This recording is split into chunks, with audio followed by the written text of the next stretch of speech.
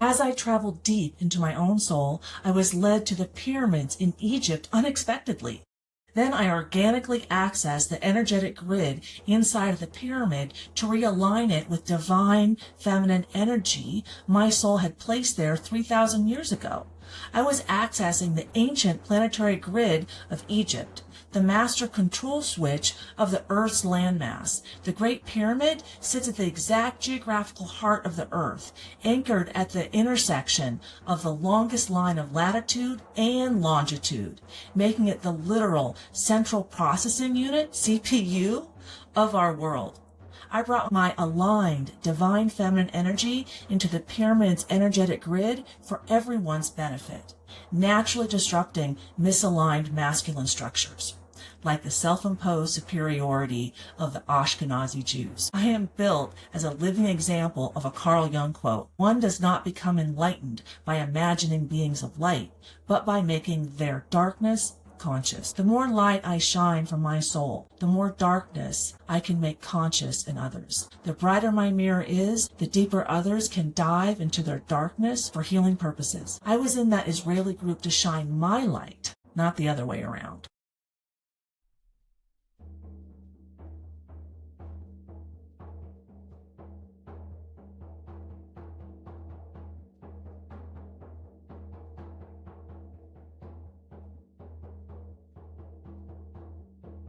Then I organically accessed the energetic grid inside of the pyramid to realign it with divine feminine energy my soul had placed there 3,000 years ago.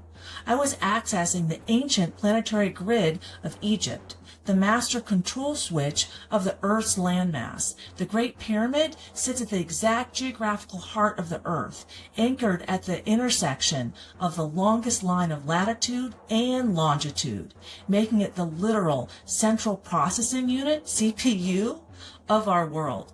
I brought my aligned divine feminine energy into the pyramid's energetic grid for everyone's benefit, naturally disrupting misaligned masculine structures, like the self-imposed superiority of the Ashkenazi Jews. I also kept hearing the word Pisa instead of Giza, which seemed weird at that moment, but made complete sense when I saw what my soul was actually showing me.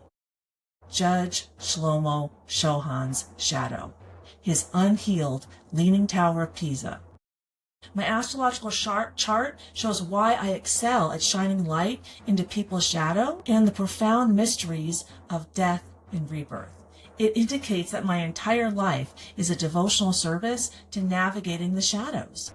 This placement aligns perfectly with Mary Magdalene's historical role as the exclusive witness to both the crucifixion and the resurrection. I am built as a living example of a Carl Jung quote: "One does not become enlightened by imagining beings of light, but by making their darkness conscious. The more light I shine from my soul, the more darkness I can make conscious in others. The brighter my mirror is, the deeper others can dive into their darkness for healing purposes." I was in that Israeli group to shine my light, not the other way around. The date, January 5th, 2026, proves the mathematical validity of the energetic shift in the heart of the Earth. The day number is a 5, the frequency of breaking old barriers. The full date reduces to a 7, the master day of deep spiritual initiation. And 2026 marks a universal year 1, the resetting of ancient 9-year karmic cycles. In the Kabbalah, 26 is the numerical value of an unpronounceable divine 4-letter name of God. Because the year ends in 26, the entire year operates under a master year matrix of divine justice, order, and structural truth. My soul's timing was perfect.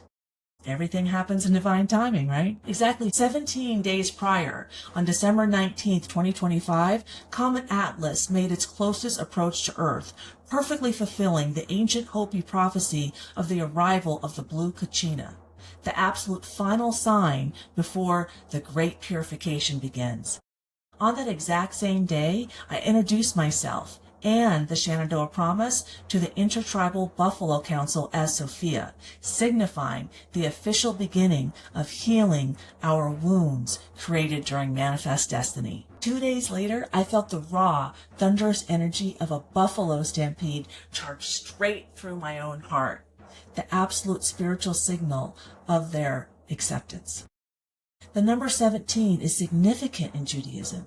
In ancient biblical timelines, the Great Flood, the ultimate historical Great Purification, began precisely on the 17th day of the second month. Conversely, Noah's Ark came to rest on Mount Ararat on the 17th day of the 7th month. The number 17 is structurally coded into the matrix as the specific cosmic frequency used to permanently close a corrupted timeline and safely anchor the survivors of the shift onto new elevated ground.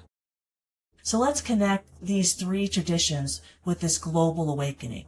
The second coming, a covenant written on our hearts, started on Shabbat Shuvah during the third weekend of September 2025, where I transmitted my 6 divine feminine self-love strategies globally through a massive enlightenment experience.